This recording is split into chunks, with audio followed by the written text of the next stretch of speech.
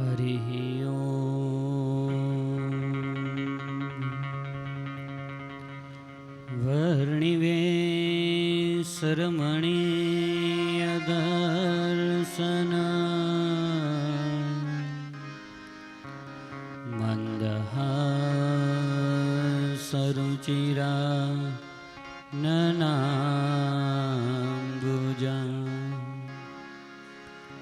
પૂજિતાં સુરનરો તમેર્મુદા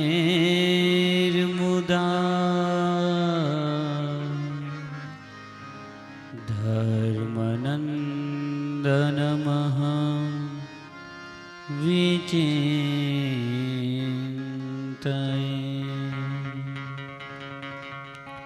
બોલો સ્વામિનારાયણ ભગવાનની જય. લક્ષ્મીનારાયણ દેવની જય. સર્વઅવતારના અવતારી પરમ કૃપાળુ ભગવાન સ્વામિનારાયણ નિજ મંદિરમાં બિરાજમાન આપણા સર્વ કોઈના સુખ કરતા અને દુઃખ હરતા એવા લક્ષ્મીનારાયણ દેવ હરિકૃષ્ણ મહારાજના ચરણોમાં વંદન કરી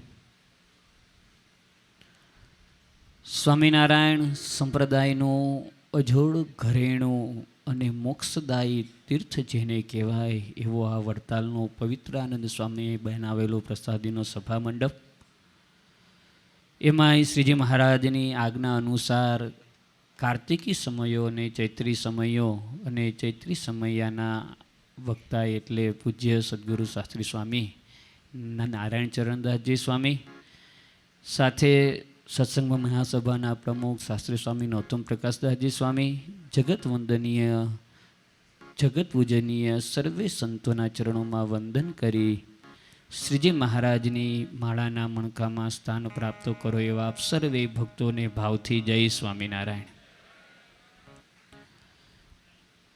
વડતાલ ધામને આંગણે ચૈત્રી સમયો જ્યારે ધામધૂમેથી ઉજવાતો હોય, એમાંય આજની વ્યાખ્યાનમાળા અને એમાં આજનો મારો વિષય છે ભારતની પવિત્ર નદી કહેતા ગંગાજીનું મહાત્મ્ય.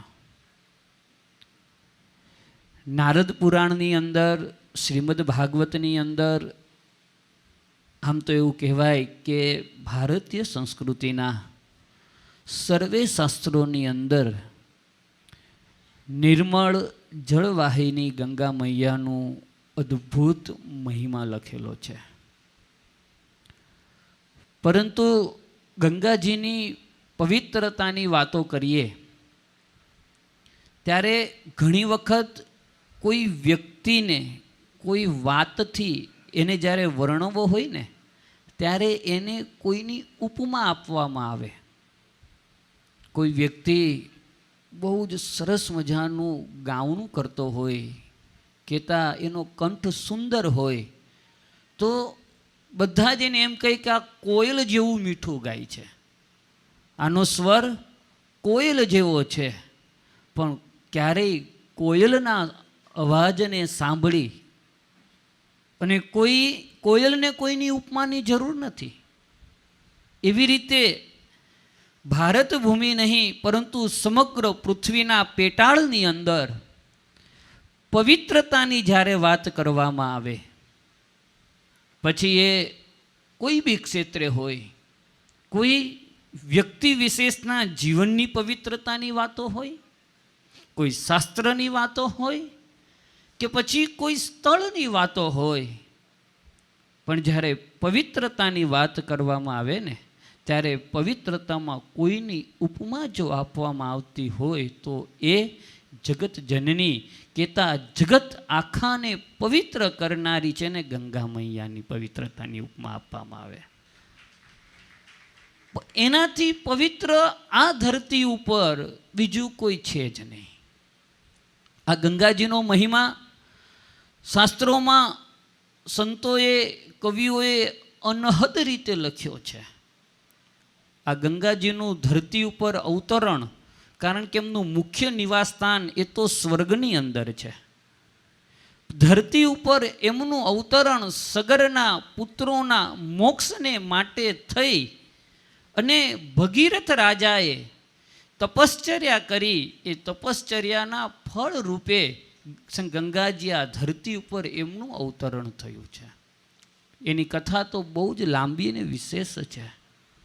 ગંગા અવતરણ આ ધરતી ઉપર પૂર્વે ગંગાજી નહોતા, પરંતુ સગર રાજાના પુત્રો જ્યારે શ્રાપથી મૃત્યુ પામ્યા, હવે સગર રાજાને એક ઈચ્છા હતી કે મારા પુત્રોને મારે પુનઃ જીવંત નથી કરવા, પણ આ મૃત્યુલોકની ઉપર જન્મ ધારણ કરીને આવ્યા છે, તો મારે એમના કલ્યાણ માટે, એમના મોક્ષ માટેનો ઉપાય કરવો છે.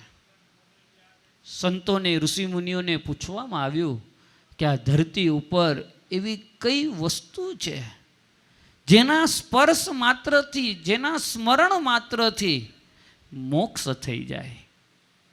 સંતોએ વાત કરી કે સ્વર્ગની અંદર રહેલી ગંગા જો આ ધરતી ઉપર આવે, ગંગાનું નિર્મળ જળ જો કોઈને સ્પર્શ કરે, નારદ પુરાણમાં તો ત્યાં સુધી કીધું ગંગાનું જળ કેટલું પવિત્ર છે, તો કે એનું દર્શન થાય.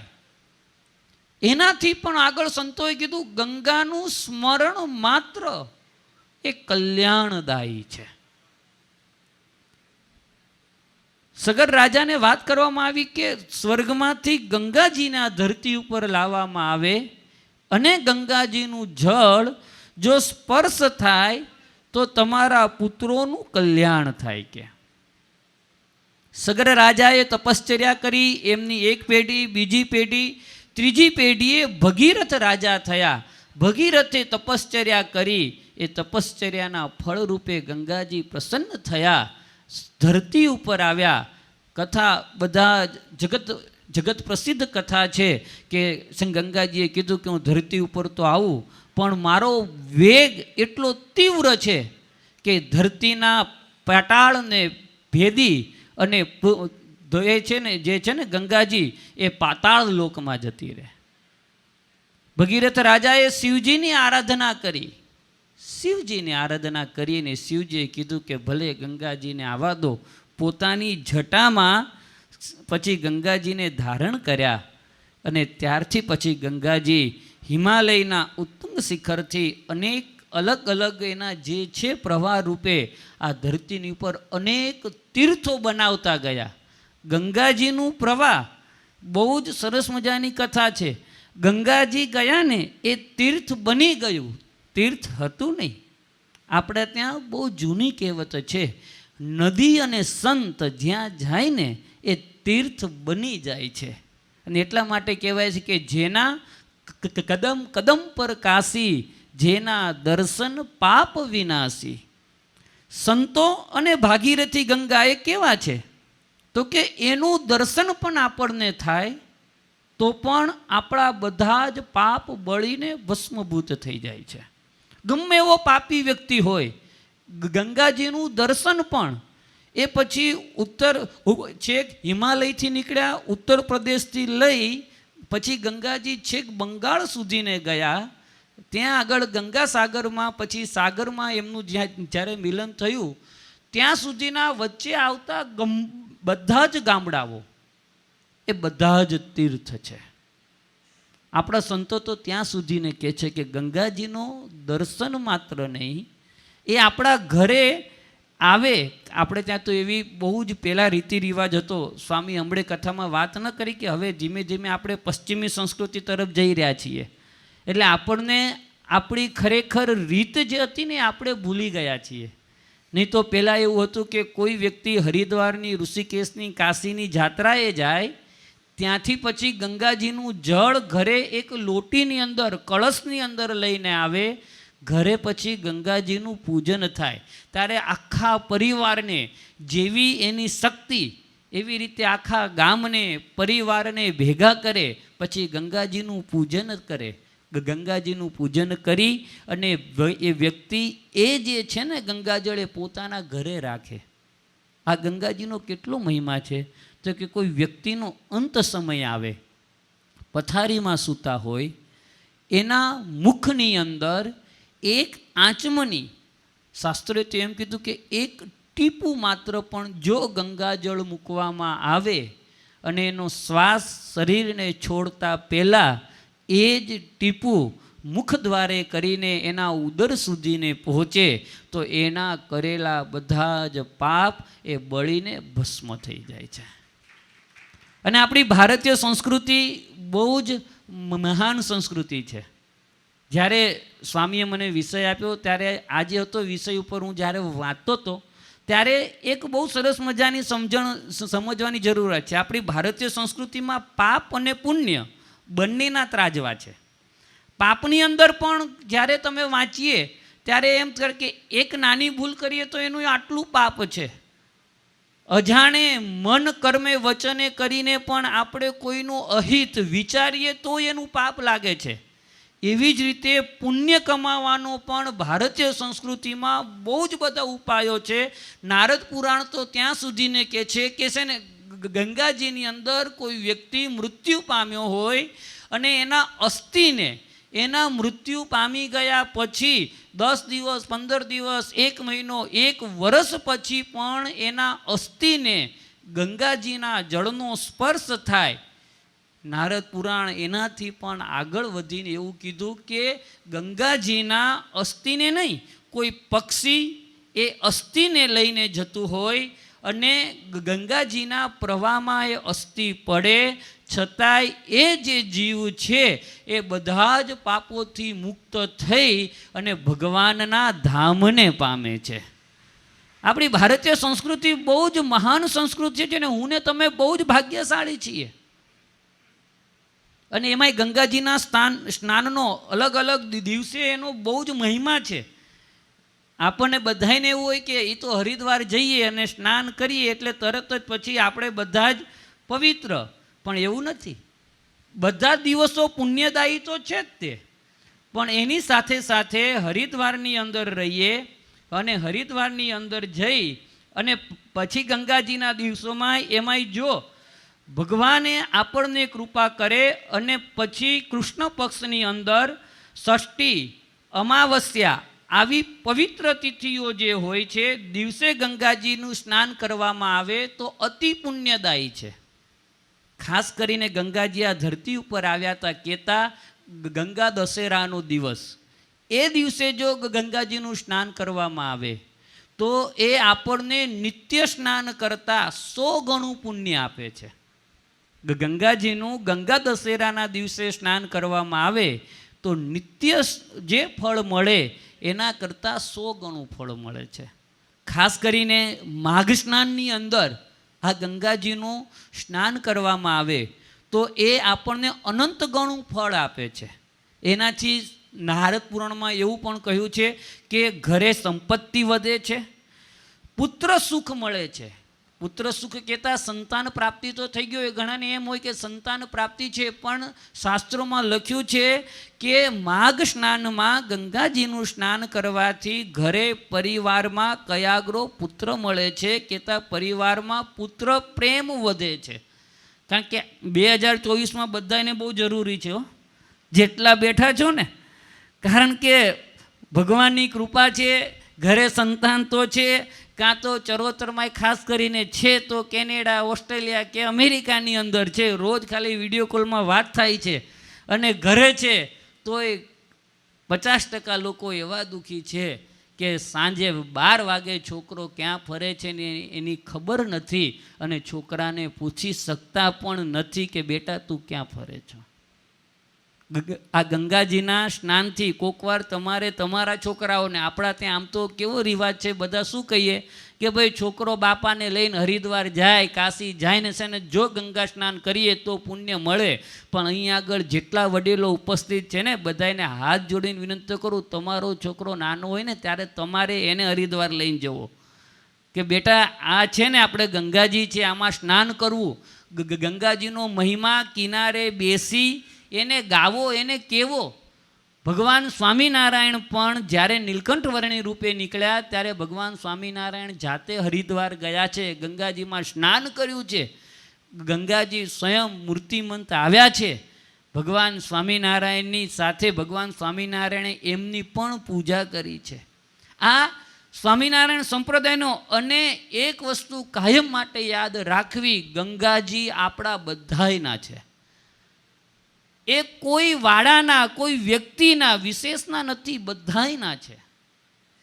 હું કે ગંગાજીના સ્નાનનો સ્થાનનો પણ મહિમા છે.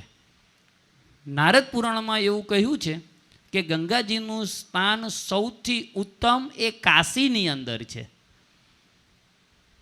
સૌથી ઉત્તમ સ્થાન છે ને, આપણે ગંગાજી માટેનું સૌથી ઉત્તમ સ્થાન એ કાશીમાં છે. અને જો ગંગાજીમાં સ્નાન કરી મહાદેવજીના દર્શન કરવામાં આવે, મહાદેવજીનો અભિષેક કરવામાં આવે, તો એને પછી મોક્ષ પ્રાપ્ત થાય છે.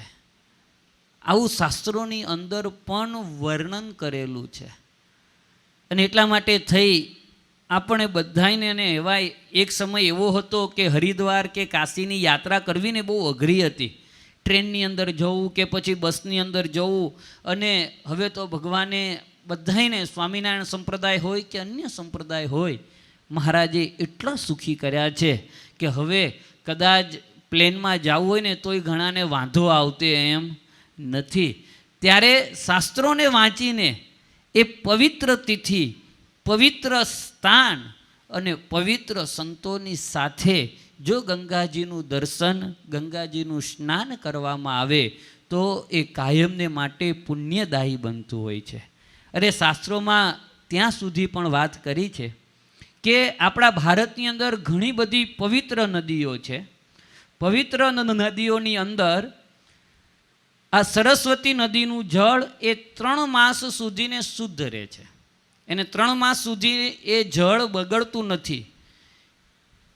સાથે યમુનાજીનું જળ છે એ 7 માસ સુધી શુદ્ધ રહે છે, પવિત્ર ગણવામાં આવે છે. નર્મદાજીનું જળ છે એ 10 માસ સુધીને શુદ્ધ કહેવાય છે, પવિત્ર રહેવાય છે. પરંતુ ભારતની પવિત્ર અને આપણા સર્વ કોઈની મા સમાન માં આપણે ગંગા, એનું જળ એ કાયમને માટે પવિત્ર રહે છે, કાયમને માટે શુદ્ધ રહે છે ને કાયમને માટે મોક્ષદાયી બની રહે છે. પોતાના ઘરની અંદર રહેલી એક નાની ડબોળીમાં ગંગા મૈયા એ કદાચ 10 વર્ષ પહેલાં આપણા બાપ દાદા હરિદ્વાર કે કાશી ગયા હોય ને ત્યાંથી લઈને આવે ને, અને ગામની અંદર કોઈ વ્યક્તિનો અંત સમય આવે ને એમાંથી આચમની લઈ અને જળ મૂકવામાં આવે તો એ 10 વર્ષ પહેલાં જે કામ કરતા હતા ને 10 વર્ષ પછી પણ એ એવું જ કામ કરે છે. પરંતુ જ્યારે તમે બધા જ ગંગા સ્નાન કરવા જાઓ ત્યારે એક વાતનો બહુ જ આગ્રહ રાખજો. આમ તો સમગ્ર નદીઓમાં સ્નાન કરવાનું બહુ ફળ છે, પરંતુ નદીમાં સ્નાન કરવા જઈએ ત્યારે સર્વપ્રથમ જળ વંદના કહેતા તમે પહેલાં નદીના એ જળને હાથમાં લઈ વંદન કરો અને પછી તમારા પગ નદીની અંદર બોલો.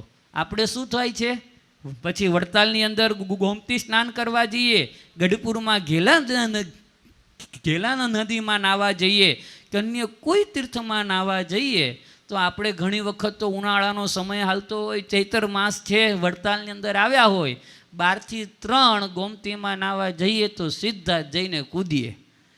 પગે લાગવાનું ભૂલી જઈએ, જળને લઈને તર્પણ કરવાનું ભૂલી જઈએ, વંદન પણ ભૂલી જઈએ. પરંતુ નદી સ્નાનનો પણ વિધિ છે અને એ પણ આપણે સર્વે કોઈએ જાણવો જોવે. આપણે બધા બહુ ભાગ્યશાળી છીએ, આપણને શાસ્ત્રો મળ્યા છે, સંતો મળ્યા છે, કથાના માધ્યમ દ્વારા. અને ભાગવતને પણ એક તરફ ભાગવત ભાગીરથી એવું કહેવાય છે, કારણ કે ભાગવતના શબ્દો પણ ગંગા જેવી રીતે વ્યક્તિને સ્નાન કરવાથી પવિત્ર કરે છે, એવી જ રીતે ભાગવત ભાગીરથીના શબ્દો પણ વ્યક્તિના માનસપટને, હૃદયને એ પવિત્ર કરે છે, પોતાની વિચારધારાને બદલી નાખે છે. ભગવાનની ભાગવતની કથા સાંભળવામાં આવે તો ગમે એવો પાપી જીવ હોય ને એની વિચારધારા બદલાય છે. અને વાલા ભક્તજનો, આજે તમે બધા બહુ જ ભાગ્યશાળી છીએ, આપણે બધા જ, કે ભગવાન સ્વામિનારાયણના ચરણોથી પવિત્ર ભૂમિ એટલે વડતાલ ધામ, એમાંય પાછા વડતાલમાં લક્ષ્મીનારાયણ દેવનો દ્વિશતાબ્દી મહોત્સવ આવી રહ્યો છે. મહોત્સવની અંદર પણ હજારો સંતોના દર્શન થશે, હજારો હરિભક્તોના દર્શન થશે. અમારા છે ને, અમારા ગુરુપૂજ્ય રઘુવીર સ્વામી કાયમ માટે અમારે ત્યાં હરિભક્તોને વાત કરે કે મહોત્સવમાં જવાનો મોટો ફાયદો શું? તો કે કોઈ ગામડાનો પવિત્ર હરિભગત આવે, આપણને ખબર નથી એ કેટલું વ્રત તપ જપ કરે છે, કેટલા ચાંદ્રાયણ કરે છે, કેટલું ભજન કરે છે, અજાણતા પણ એ હરિભગતના ચરણની રજ એ આપણા શરીર ઉપર પડે ને, છતાં પણ ન જાણી શકીએ એવી રીતે પણ આપણા કેટલાય પાપ એક સારા હરિભગત, સારા સાધુના ચરણ રજથી આપણે પવિત્ર થઈ જઈએ છીએ. હું કે ગંગા કિનારે જઈએ, ગંગા કિનારે ગંગાનું જળ તો પવિત્ર છે, પણ એ કિનારે રહેવાવાળા સંતો, ત્યાં આગળ સ્નાન કરનારા કેટલાય ભક્તો, એનું ચરણરજ, એના દર્શન પણ આપણને પાપમાંથી મુક્ત કરી અને ભગવાનના વાલા કરે છે. ત્યારે વાલા ભક્તોજનો, આવો આજના પવિત્ર દિવસે લક્ષ્મીનારાયણ દેવ હરિકૃષ્ણ મહારાજના ચરણોમાં પ્રાર્થના કરીએ. આપણે સર્વે કોઈ ભારતની ભાગીરથી એવી માં, આપણા સર્વ કોઈની પ્રાણ પ્યારી છે ગંગા મૈયા, એનું જળ જેવું નિર્મળ છે, એ ક્યારેય વ્યક્તિના ચહેરાને ઓળખ્યા વગર વ્યક્તિને પોતાના જળનું દાન કરે છે, પુણ્યથી એને પવિત્ર કરે છે. એવી જ રીતે આપણું જીવન પણ નિર્મળ રહે અને ભગવાનના વાલા હરિભગત, ભગવાનના વાલા સાધુ થઈએ, એવી ઠાકોરજીના ચરણોમાં પ્રાર્થનાની સાથે બધા જ ભક્તોને પ્રેમથી જય સ્વામિનારાયણ.